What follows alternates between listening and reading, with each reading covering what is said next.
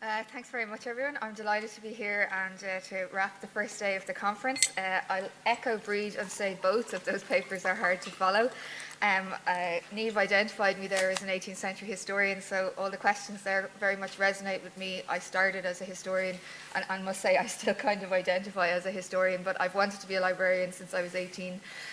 Embroidered my first boyfriend a t-shirt that said "I heart librarians," so I feel I feel on very solid ground, rummaging between the two. And I probably, as an 18th century historian Breed, I was possibly fighting you across the centuries for some of those fellowships, but I was mostly East Coast rather than West Coast. But I thought everything Breed said amazing and very much resonates, as I said.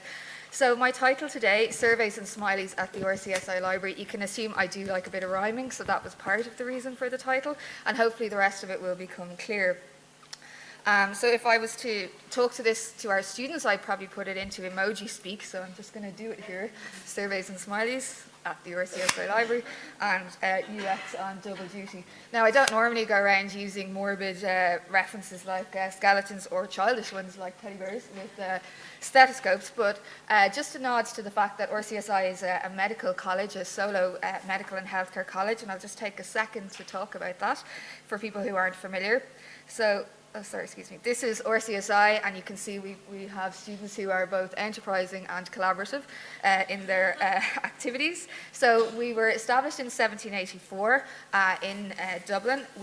Nowadays we have colleges in institutes in medicine, in pharmacy, and in physio at undergraduate level, and then at postgraduate level, obviously in surgery, in nursing, and leadership, healthcare, ethics, all that sort of thing. We have a student body of just almost 4,000 students, a staff of over 1,000, and then I think we're joined first in Ireland, which is a new one this year, which is very positive. And then the library has been around as long as the college, so that's over 200 years, so that's quite a legacy in terms of medical history in Ireland. Then we're also one of the only colleges, as far as I know, who offer simultaneous degrees across 3 locations internationally of Ireland, Bahrain and Malaysia. So our front garden is St. Stephen's Green, and you can see us here on the side, so that's 22 acres of nice front garden. The library itself is a little bit further back. The building here is the beautiful 19th century building. It's originally the Mercer Hospital on that site since the early 1730s. And then we have another library in Beaumont Hospital. So it's RCSI Library as big umbrella, and then 2 core libraries. And so the reason I'm telling you this as well is so I can boast a little bit about this. This is our new library, which is coming on stream this summer. We'll have a soft opening in July with a big splash opening in September for the new cohort of students. This is interesting because it's a shared space for the library. We've always had our own sort of space, and most libraries do, but we will be in a building now that's a dedicated student education and academic building, and we'll have new neighbours. Also, we will be using this opportunity of the move to create new services, to think about the supports and spaces that we offer to students, and to make sure that it's completely aligned with the curriculum, the assessment standards that we're using, and very much related to the whole student experience.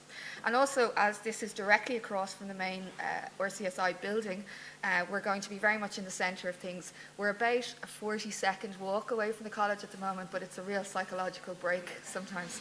So looking forward to being under 10 seconds and see what that impact is like. And also the library will be on the ground floor, so we will be the primary tenants in the building, the main permanent staff in the building.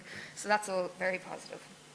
So just to show you this here, this is the hoarding that's currently outside the building, and it's a reminder every time you go by that our future healthcare leaders will learn here.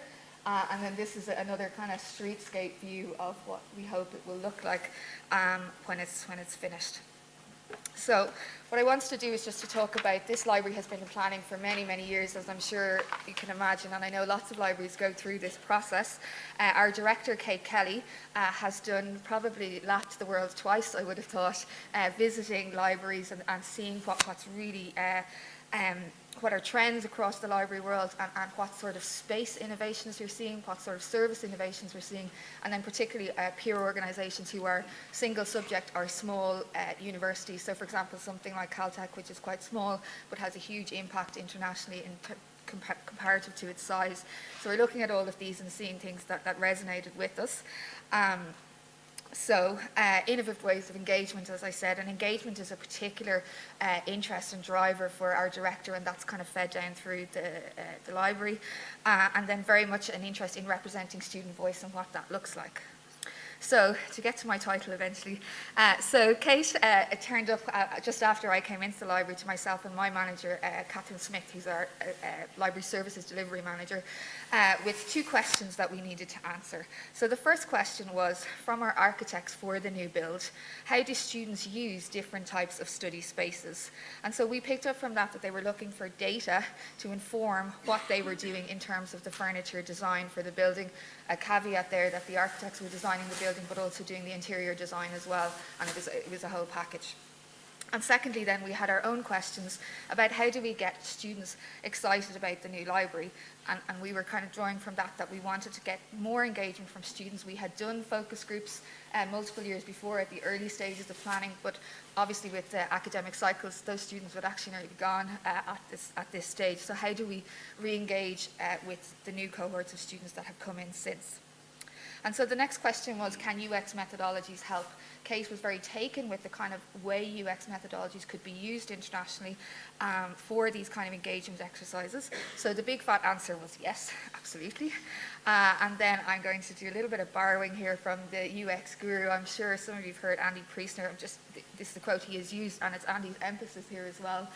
That user experience, for those of you who aren't familiar with it, also known as UX, is defined in the library context as a suite of techniques based around first understanding and then improving the experiences people have with their library services. It utilizes ethnography and design to achieve this. So sometimes people think of UX and it's, you know, like me, if you're married to a graphic designer or a programmer, they're like, what on earth are you doing talking about UX? This has nothing to do with libraries because it's about accessibility and about design of websites, but there is very much this broader understanding of UX within contexts like libraries. So this is my favorite way to explain UX.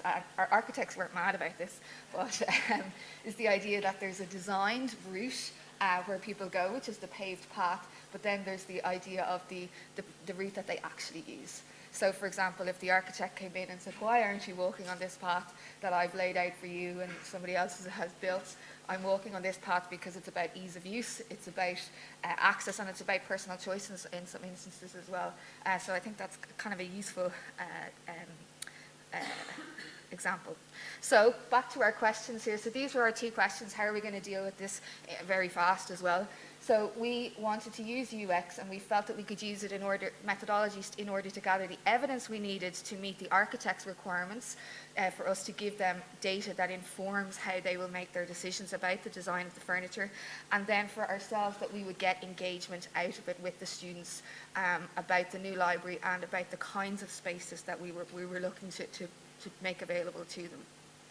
So with that then, the RCSI Library Chair Fair was created. It was, I'll explain why all these crazy looking chairs are here now in a moment.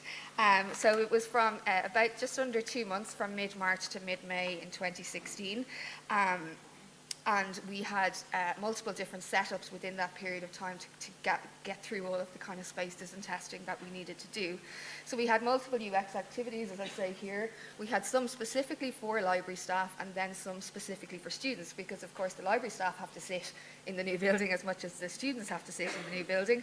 And then we had visible and invisible methods, as in there was some that students clearly knew what we were up to because we were talking about them, and that was the engagement piece. But we were doing some non-visible things to the students as well, which all kind of wrapped together. And we were looking at it as very much, like I said, as this engagement across the college, not just with the students. So the challenges and opportunities, well, I'm kind of connecting those together, but I think that's the positive way to look at it. And maybe just some limitations on how we were able to put this together. So for example, the new building, as I've said, has got multiple stakeholders, which means we have new neighbours, and it had a project team which was across the college and very much coming from the senior management level within college, who had ownership and responsibility for the building, and then also the messaging and everything else that comes along with that. So just to give you a slice view here, this is a slice of the building. It's 10 floors in total, 5 under, 5 over. You can see the library here in the middle, ground floor 1 and 2. So our neighbours upstairs are clinical and training, our clinical and surgical training, which will be all the bells and whistles and top-notch augmented reality, visual or virtual reality, mock wards, actors will be coming in and out. So that's a whole new set of relationships for us. And then downstairs we'll have events and communications teams with the auditorium. There will be prayer rooms and other social spaces, and then obviously the new gym facilities for students as well. So, that just gives you a bit of view. So the other two things, for example, as challenges or opportunities, is that, as I said before, the architect was doing the design as well as the interior design, so there was very much consistency across the building issues, so we couldn't have everything we wanted if we were just looking at it on our own. And there was also new types of seating spaces, and this is where the UX methodologies really helped us as well, to figure out how we can articulate what these new spaces will be like for students as they test them. So, for example, the seating. I just want to dig into the seating types because this is where this exercise was a little bit different. Anybody else that we spoke to about a chair fair that they had done before, it was that they had decided on the chairs and it was just a choice of A or B or C or D, but these were definitely going to be the chairs that were appearing, whereas we were saying, actually, forget the colour of the fabric, forget the shape of something particular about it that you like. We want to understand the function of what you want for this type of space, for this type of chair. So, for example, in our current library, we have limited enough types of seating. We would have the individual study, which is pretty standard for a library, task-based, which would be our computers both at pods and in the PC lab, and then group study room, which you would expect. But in the new library, we're talking about different types of individual study. So, for example, normal long desks like we have here, atrium seating, which is a high seating looking out onto a completely glassed area within the centre of the building, and facade seating, which is at the normal level again, but looking out onto the front and backs of the building with complete glass. Then the task-based seating, again, we have high task seating, so stools at a high level for computers as well as the normal. We have two different types of group study rooms now, the bookable ones that would be normal, and then a much more informal kind of pod shed seating. We have a postgraduate suite for the first time, which it will be distinguished from the normal undergraduate or open study areas, and then we also have a specific meeting rooms for the postgraduates, and then we have a lot of different types of comfy lounge seating, and within our main area where we have our book collections, that we're calling it a reading lounge, so it's going to be much more relaxed and couches and stuff like that as well. So just to give you some visuals then of the new. So you can see here, this is our new learning commons area, which will have the high task seating, which you can see at the computers in the middle. The kind of shed feature that you're seeing there, that's our informal group study, and this is an example of some of our comfy lounge type seating.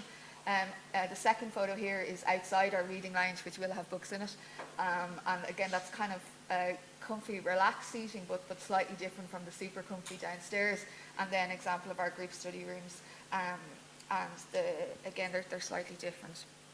So I'm still on the challenges and opportunities because I think this is where the most interesting parts of it are. So I'm on to the one here where I talk about commercial sensitivities. So one of the reasons why I'm not showing you millions of photos of what we did, and I won't even later, is because we were preparing data to inform the tender process for the furniture design rather than the furniture that we just want to choose. We were getting samples from multiple different companies who would then be going for the tender themselves, so they couldn't see each other's products. So there was a lot of moving around and, oh, they're coming in, oh, hide all that stuff, and oh, so I never want to see another chair, to be honest. So this is actually, it was something that it limited us hugely in some ways, but it forced us to think about what we were doing in this context. So it definitely was a challenge, both in terms of them not seeing each other's and also then us being very respectful of the fact that this is a commercial process that's about to unfold. We were thinking of doing a big splash chair fair where we change all the chairs in the canteen to all of our different sample chairs, but it was too open, and because people couldn't have come into the building when we were doing it. So that's an interesting one. Also, we had a very strong desire, and again, this is coming from our director, pushing this idea of engagement, which the library team are very clear on and very much there as well is this desire for us to use whatever opportunities, whatever platforms, whatever focus we can to highlight the student voice in all of these activities. And as I said, we had done the focus groups, but we felt it was time to re-engage them on that. And so the last of the two more challenges, the library's desire to capture the staff responses, as I said, to the furniture, as well as getting them involved in the data gathering. And then we had a very tight timeline. I had just arrived in the library. My manager had just arrived in the library new as well. It was very, very tight. The architects wanted this information back as soon as possible. So I think the most PC way maybe of saying it is that this evolved as we went. I added a last one in there, that the challenge, as I was only in the door and my manager was as well, it was about us trying to understand how college works and all the different ins and outs of dealing with different departments, and there was a lot of that to deal with. So I want to talk about the methodologies that we used. So the first thing we used was what I've just named choice survey. So the idea of this survey was that all the chairs that we had were given a particular letter, and there was no indication of the type at this stage, and that students answered open questions about them. So we thought we got quite a bit of engagement on this from students, but we felt that there was a bias towards positive comments from the students because they were able to pick the chair that they commented on. So people were naturally more inclined to be picking chairs and commenting on the ones that they liked. So in response to that, and in our evolution, as I said, we brought out the smiley says. So with this, we had pictures and the chairs themselves of along, and then students could pick up stickers of a happy face, meh face, and then a sad face. And so we found that this was very useful to get students to realize we do actually want to hear the negative. We want to hear the not so sure. So we got a lot more varied feedback. So we liked that sort of approach of making sure that we were getting the negative as well. Students tend to sometimes in these face-to-face UX exercises to tell you what you want to hear a little bit. So it's to allow them to not do that. And I always started each of them with the negative face just so somebody knew that it was an option.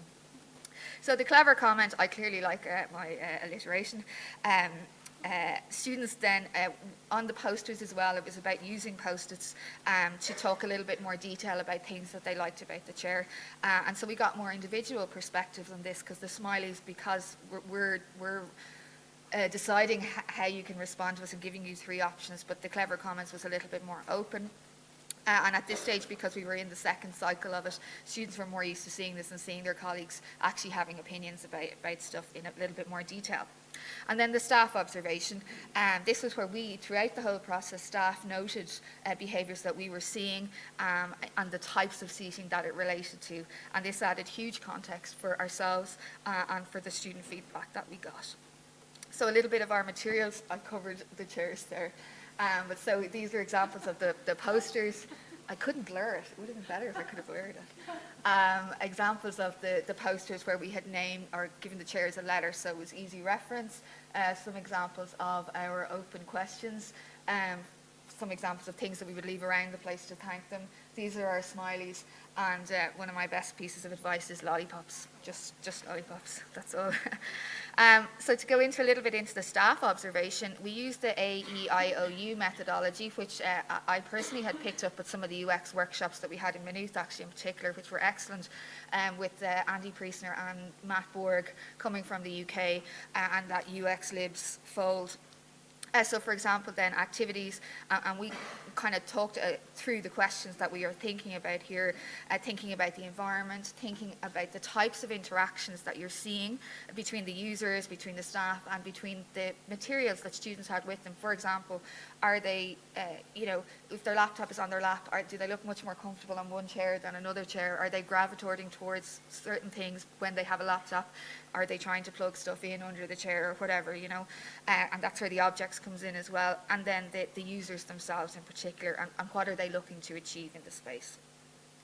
So we also did a staff workshop, as I said, about the staff chairs and the student chairs. So there's an example. So there's just charts and plans and pictures of chairs everywhere, and it hasn't gotten much better yet. And then the collation of the data, and this is kind of wrapping this evidence piece. So we layered the data from each methodology into one spreadsheet for the architects. We did an additional staff review on durability because it wasn't something that we had asked the students to overly comment on because they wouldn't really be in a position to do that when they hadn't been on site for too long. But we had seen them throughout the whole period, and so we did a comment on how durable they were because that's very important in the library.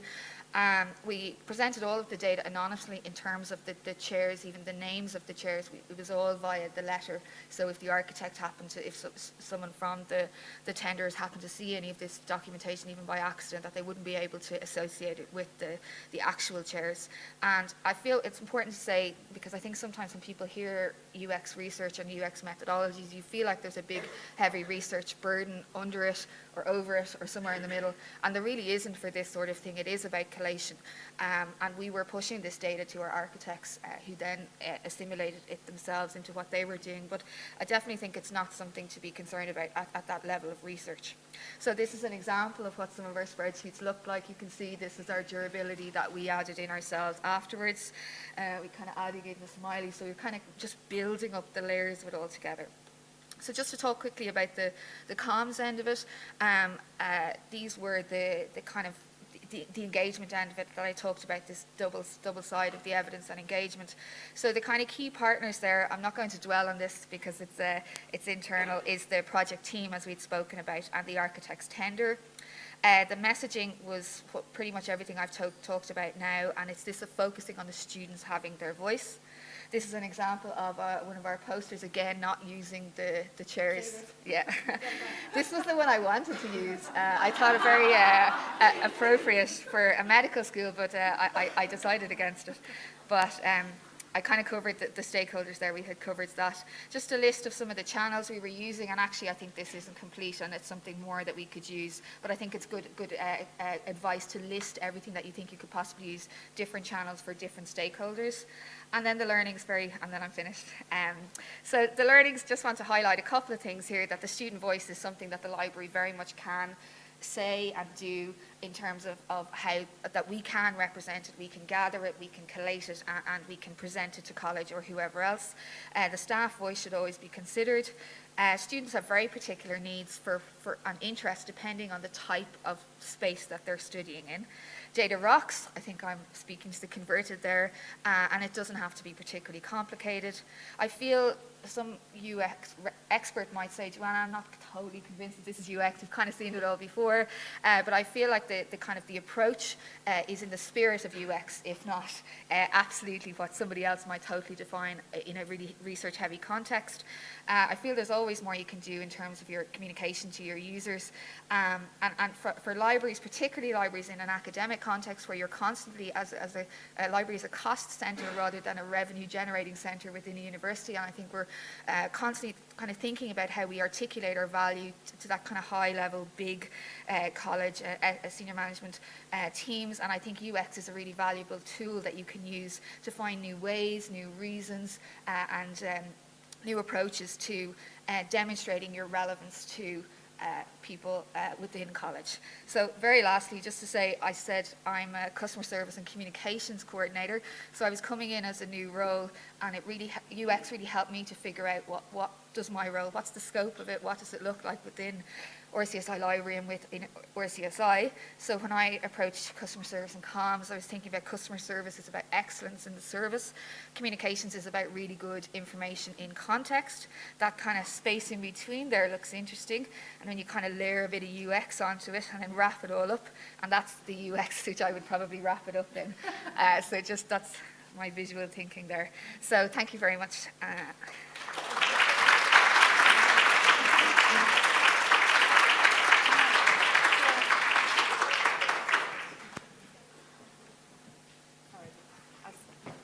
Stand here. And I know all we want to do now is see the chairs. So we'll all love to go visit the RCSI Library in July. Very good. So Johanna, come back. We've time for questions. Yes. So has anyone any questions for Johanna? Yeah.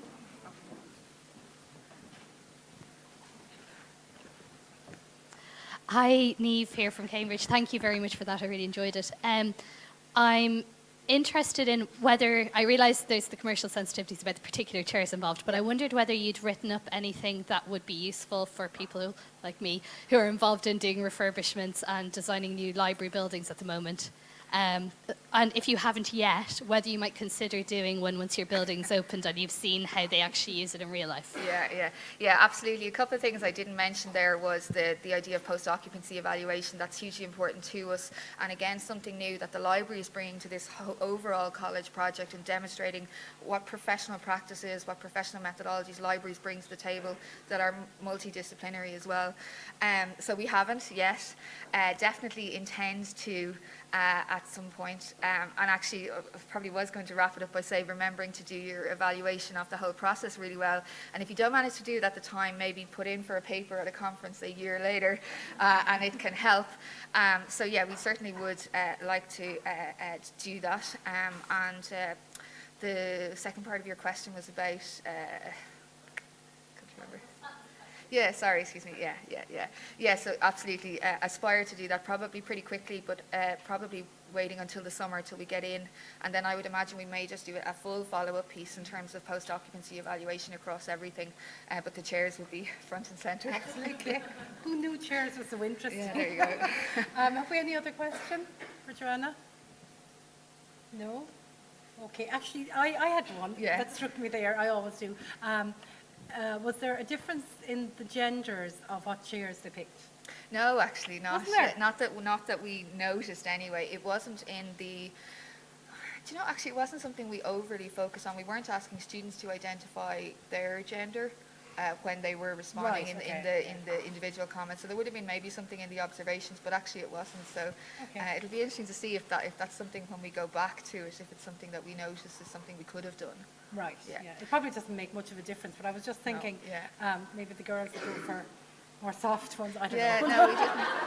Oh, I better stop while I'm ahead. But that's where we're getting at the types of the chairs, you know. Right. One thing I might just say, just following up on Breed's thing, I better name check it. The ANLTC has a research award rather than a fellowship, and myself and my colleague Michelle Breen in Limerick are on that this year, and there was special mentions, I know, for Laura in Maynooth and others. So there's something there on it, but I think your comments are very relevant. Great. So thanks very much, Johanna.